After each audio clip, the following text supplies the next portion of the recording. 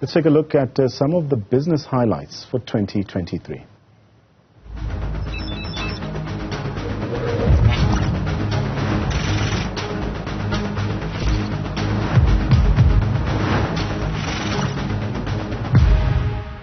Another company has been Salesforce, up 90% in 2023. Talk to us about that. Yeah, so Salesforce is also an interesting one, another one that we hold as well. So it's outside of the Magnificent Seven, but it's essentially one of the world's biggest ERP software companies. So probably many viewers might even use Salesforce, but its ticker is CRM on the NASDAQ. So it's basically customer resource management software.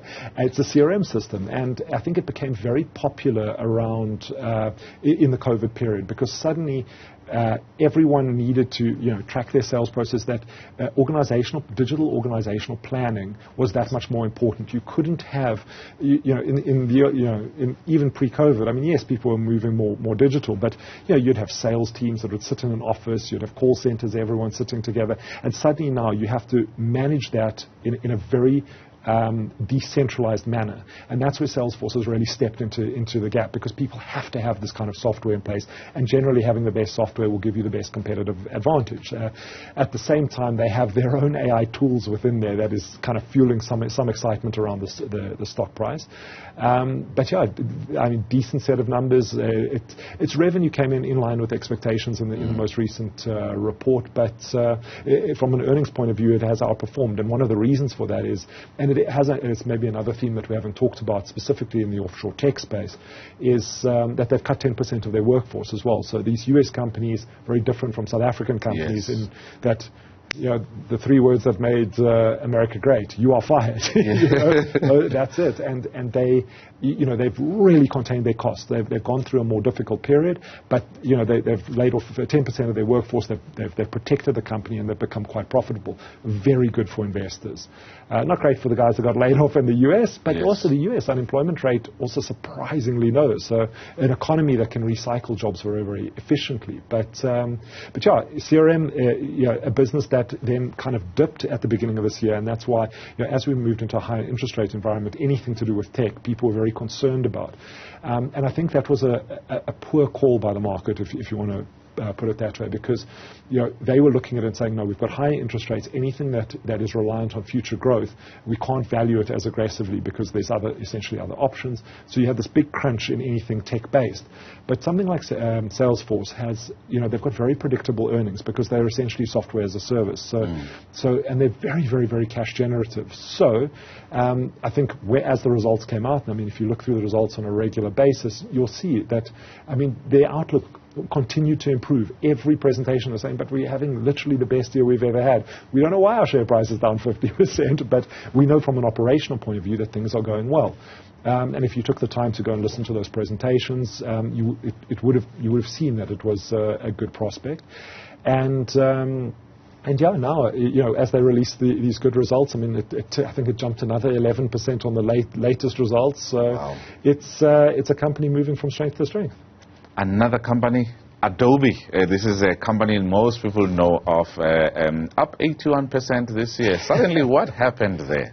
Again, it comes down to that AI theme. Anything that even feels like AI has been running at the moment. And, obviously the big popular product that people know from Adobe is the Adobe PDF. I think everyone has probably opened something in an Acrobat reader at some point. And it's a very ubiquitous firm in that way, that it touches just about everyone's lives. But, it's really their Creative Cloud and their suite of creative products that is the big driver of their revenue. Also a software as a service. So also very predictable earnings from Adobe, because you buy in, it's a subscription model. You pay those subscriptions because you've used Illustrator, or you use Photoshop, and once you use Photoshop, you're not suddenly going to switch to a different graphics package. Yes. So they capture you as a client. It's a complex and quite steep learning curve to their products, but once you use it, you're in for life. So you've got that. But I think where the real excitement around Adobe came this year is what it is able to do in the artificial intelligence space, and specifically around their generative AI, where you can take a picture, you can type in, I mean, the advert that the viewers might have seen is it's a photograph of a stag sitting in a forest, and you highlight the thing and you say, and you just type in change background to a New York street scene, and the AI draws the background, and then you just they just select an area and say, put in a neon flashing sign, and it's perfect. And it's that ability to edit using natural language that is just, I think it's mind-blowing. It's almost like magic, and that is something that captured certainly the market's imagination and helped to propel the stock a lot higher. With AI, we haven't seen nothing yet, I believe. You've sort of come back home a little bit with the last two stocks when it comes to the big winners, and one is Harmony Gold, 100% up this year, and going against the grain when you look at the commodity prices in the past 12 months. Not doing well at all, but Harmony Gold, they did well. Yeah, so Harmony Gold, obviously, as the name implies, the gold miners. They do have EVA copper mining, which is the one, I suppose, thing that currently has some delays, and it's probably the detractor from their results. But typically, when you see commodity prices going down, gold will act as almost a hedge to that, because gold is a metal that it doesn't have really industrial application. It's not like platinum that is used in AutoCADs and in a million different applications. Gold is an investment commodity. It's a form of money. It's a store of value, and it's just shiny, and people like it. There's some jewelry application, but it really is a hedge in times of uncertainty. And what we've seen this year, and that's another theme that we haven't really talked about, is a rise in geopolitical uncertainty. We've obviously had the Ukraine-Russian conflict continuing. We've had the start of the Israel-Gaza conflict as well. So we're now seeing, potential problems around Venezuela too. So in an environment, a geopolitical environment like that, gold tends to do very well. Gold also, if you're looking for a store of value, at the moment, in a high interest rate environment, you can go and lend money to the U.S. government through a U.S. Treasury, and you were getting north of 5% on a U.S. 10-year. That's obviously come back a little bit now as the bond market has recovered, but and as expectations are that we probably will see an interest rate cut at least from the Fed by the middle of next year. That makes gold more attractive, because gold obviously doesn't pay an interest rate, and if you can safely lend your money to the U.S. government, that's where you park your money. But if interest rates start coming down, gold suddenly becomes a lot more attractive. So we've seen the dollar gold price now moving well above $2,000 an ounce. That creates for a company like Harmony Gold operating leverage. They have a fixed cost base, so their AISC at the moment, so AISC is their all-in sustaining cost. That is sitting at around it's about 975,000 rand per kilogram. They are currently selling at about, on the last results, they were selling at about 1.3 million rand per kilogram. So as that gold price goes up, that AISC doesn't change. Just the gold price goes up, and every little bit of extra revenue that comes in at the top line just drops straight to the bottom line of the income statement. So, so you suddenly become wildly profitable. And I think with investors looking at this, saying interest rates are going to come down, gold will be more attractive as an investment holding vehicle. Maybe we should start buying gold prices up. Gold prices have started to recover, and they're looking at this and saying, if we really want to make money, Harmony Gold is the place to be, or even Goldfield. Goldfield has also done incredibly well. But with these companies, if their AISCs remain where they are, and you suddenly get this big tick up in essentially the good that they sell, it's just free money for shareholders, and it can become wildly profitable. So, that's where Harmony Gold. I think that's where the excitement from Harmony Gold has come from, and it's 100% up already. These are gold miners, and they really are trading stocks. So there could be another 100% in that quite easily in the new year. And you could also be down 50 or 60% in the next 3 months as well. That's true.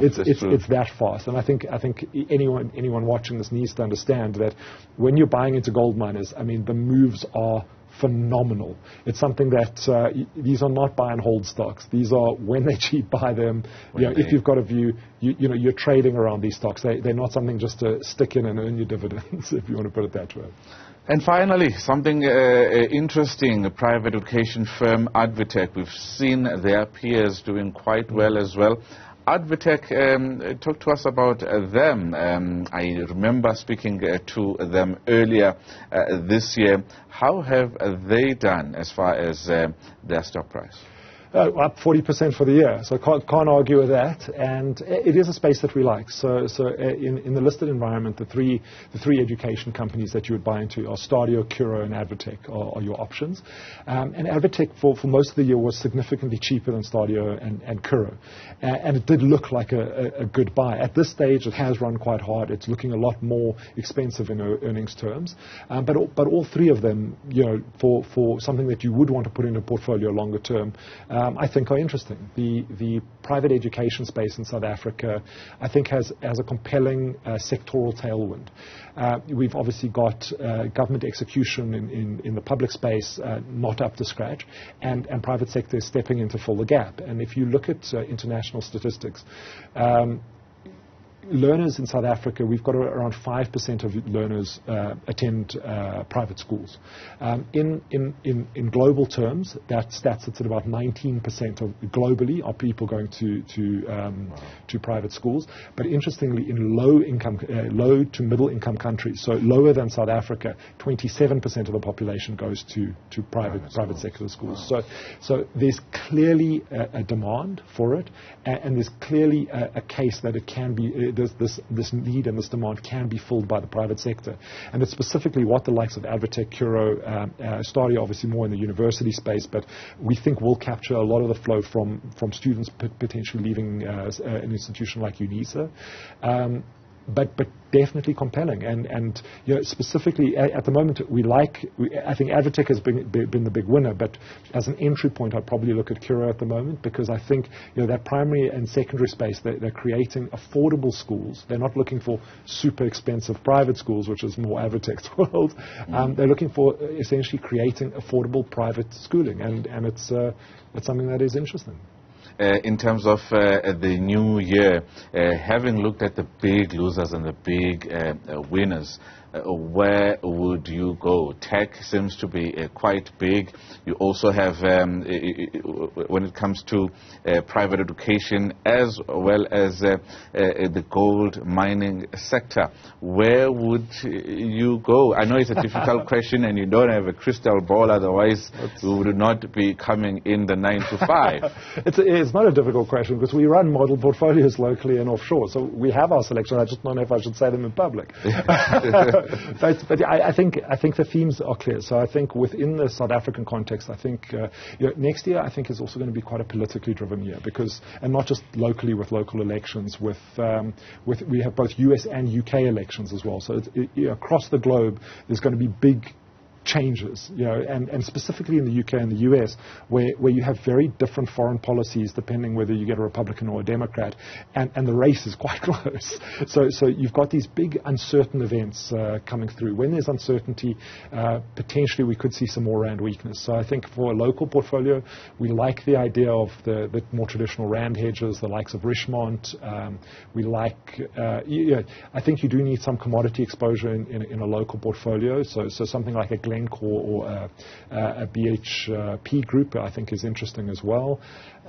We've seen oil prices moderating, but we've just finished the most recent OPEC meeting, and I think there could be a lot of fluctuations in the oil price. So maybe including something like Sasol in a portfolio would also be a good idea. And then that would be a component of a local portfolio, but then I think you do need to have, as we've discussed today, some of the really cheap South African businesses that have good moats and solid high-quality earnings, and there are actually quite a few of them on our exchange. Investors look at them and they go, they're listed in South Africa, we're not interested in. Because of that, you've almost got that contrarian opportunity to get in. You can get into even our banks, for example. You're looking at something like Standard Bank trading on 8 times earnings, with a really chunky dividend yield, and you look at their credit impairment numbers.